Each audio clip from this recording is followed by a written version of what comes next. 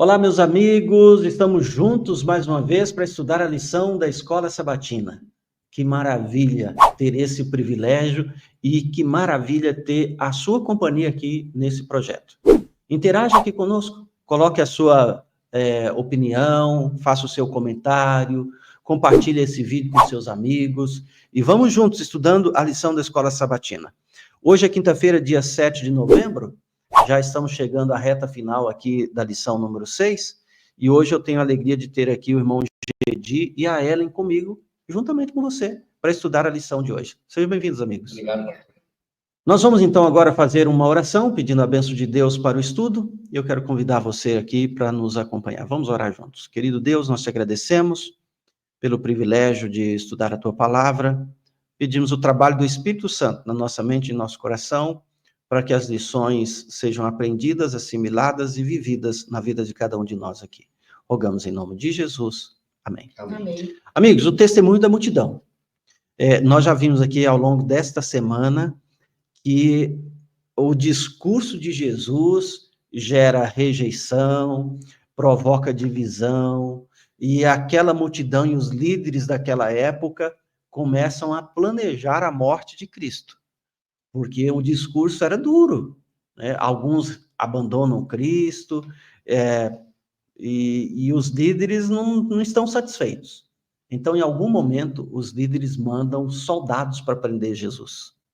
E os soldados vão, porque são mandados, né? Vão para prender Jesus, mas quando chegam lá, escutam Jesus falando para uma multidão, e eles mesmos ficam boquiabertos, né? Puxa vida, mas nunca alguém falou como este homem. E eles não têm coragem de prender Jesus. O que eles veem? Jesus falando, a multidão encantada, a reação do povo tremenda, eles não prendem Jesus. E a lição de hoje vai falar aqui o que a multidão faz. Qual é o testemunho da multidão a respeito de Jesus?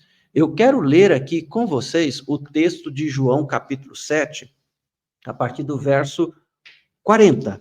Diz assim: quando ouviram essas palavras, alguns do meio do povo diziam: este é verdadeiramente o profeta. Outros diziam: ele é o Cristo. Outros, porém, perguntavam: por acaso o Cristo virá da Galileia? Não diz a Escritura que o Cristo vem da descendência de Davi e da aldeia de Belém? De onde era Davi? Assim houve divisão entre o povo por causa dele. Alguns queriam prendê-lo, mas ninguém lhe pôs as mãos, nem os soldados. A gente vê, pastor, que não só as palavras dele eram palavras impactantes, mas eu creio que até o timbre de voz dele era diferente. Com certeza. Porque para você reter uma multidão, 5.000, 10.000 pessoas ali, sem o auxílio de microfone, de caixa de som, e eu creio que o último da fila, quem estava lá no fundo, ouvia, e a atenção era colada nele ali, realmente. Então, era uma voz, assim, impactante.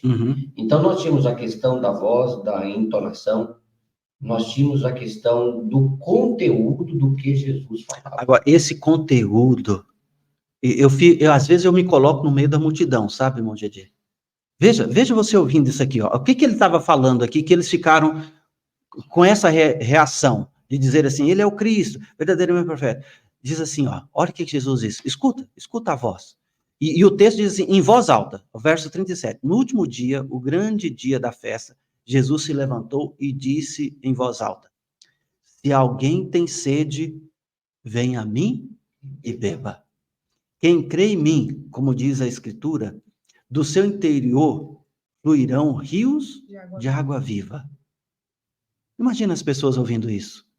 Quem é que estava ali que não tinha sede? Todos, né? Não, mas não é sede de água. Estavam ali porque careciam de um líder, carecia de ouvir mesmo a voz de Deus, que durante décadas, séculos, não se ouvia mais, não tinha mais profetas, ninguém falava mais nada, desde Malaquias. Isso mostra, no silêncio. Também, pastor, que a mensagem que essa multidão recebia dos seus líderes religiosos não os impactava. Eram mensagens vazias, sem efeito e sem conteúdo. Porque eles não tinham Cristo dentro do coração deles. E Jesus, ele faz declarações sobre si mesmo que trouxe comoção, né? Pois é, ele dizia assim, a água da vida. Nossa, mas é tudo que eu preciso. Eu preciso de vida, eu preciso de qualidade de vida. E agora ele está falando que ele é a água da vida. E essa água, se eu beber dela, eu vou ser uma fonte de água viva. Eu que vivo me perguntando por que eu estou aqui? Por que eu vivo? Qual o sentido da vida? E esse conteúdo era bombástico, que a pessoa sentia que aquilo era para ela. Eu não sei vocês, às vezes, tem gente que tem essa capacidade, você ouve um sermão e fala assim, mas isso foi preparado para mim. Era tudo que eu precisava ouvir. E agora eu estou ouvindo. Então, a multidão, puxa vida, ninguém falou como esse homem. E os guardas também, né, pastor? Os guardas, coitados, ficaram mais perdidos do que barata tonta. Né? E eles foram com uma missão, né? E agora? O que eu vou fazer? Voltam, cadê o homem? Por que vocês não trouxeram? Nós não tivemos coragem. Mas por que não tiveram coragem? Porque ninguém fala como esse homem. E aí eles fazem uma pergunta para eles, né? Os soldados, os fariseus, no caso, perguntam, por acaso alguma das autoridades ou fariseus creu nele? Olha só, vocês são tolos. Vocês são fraquinhos. Vocês são bobos. Porque olha aqui nós aqui, ó. Tem alguém aqui que já acreditou nesse homem? Ninguém. Vocês vão acreditar nele? E eles fazem uma outra pergunta ainda. Será que vocês foram enganados? Ou seja, será que vocês foram corrompidos? Foram comprados? Né? E era uma evidência. Eles viram. Então, quando você vê, quando você ouve, algo diferente acontece com você. Agora, o discurso de Jesus, o ministério de Jesus, provocou também reações que ninguém via. Como que um soldado em missão, assalariado para isso, a autoridade manda ele lá prender e ele volta sem o preso? Quem é que consegue fazer um negócio desse? Então, isso é surpreendente. Agora, uma outra coisa. Esse discurso todo de Jesus faz algo que era, assim, a gente olhando, um absurdo. Como é que isso aconteceu? Porque nós temos, nesse momento aqui, fariseus e saduceus. Uns creem de um jeito, outros de outro, e eles não se unem nunca. Agora, diante do discurso de Jesus, eles se unem para quê? Para matar Jesus. No campo do futebol, quando fala da seleção brasileira, quando fala da seleção argentina, não tem harmonia. Agora, as duas torcidas se unem para proclamar o rei do futebol. A mesma coisa, fariseus e saduceus nunca se unem. Agora se unem para o mal. Que coisa tremenda. Olha o discurso de Jesus impactando a vida das pessoas. Mas a multidão, verdadeiramente, ele é o Filho de Deus. Ele é o Cristo. E a gente também vê, pastor, neste contexto aqui, que Nicodemos estava aqui ao defender Cristo indiretamente. Quando eles se unem para poder matar Jesus, Nicodemos se levanta para defender Jesus. Olha que coisa, hein? E eu vejo ali que isso é uma demonstração de que algo diferente estava acontecendo no coração dele.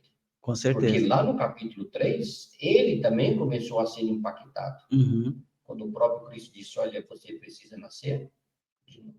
Que legal, hein? Ele estava dando demonstração de que realmente ele estava nascendo. Sabe o que eu lembrei agora, irmão Jadir, para a gente concluir aqui? Aquele texto da Bíblia que diz assim, a minha palavra não voltará vazia. O encontro com Nicodemos lá na surdina, no escurinho, tal, que para ninguém ver, mas no coração dele, a semente estava sendo germinada e floresce, cresce. Agora ele se levanta. Como é que a gente vai condenar alguém sem antes ouvi-lo? Né? Então, a resposta, né, pastor? A pergunta, né? Será que tem algum fariseu que crê? Encontra-se aí nesse contexto. Sim, ele, né, um membro do Sinédrio estava ali, já estava crendo. Muito bem. O que a palavra tem provocado na sua vida? Se alguém perguntasse para você, quem é Jesus? O que você diria? Verdadeiramente o Filho de Deus, o Cristo, o Messias, o seu Salvador? Qual é o seu testemunho? O testemunho da multidão foi esse. e eu espero que o seu também seja positivo para a honra e glória de Deus. Amém. Nós estamos terminando a lição de hoje, mas vamos continuar por aqui e eu quero contar com a sua presença no próximo vídeo, na sexta-feira, estaremos juntos para fechar a lição número 6 desse trimestre. Um forte abraço, que Deus abençoe a todos. Amém.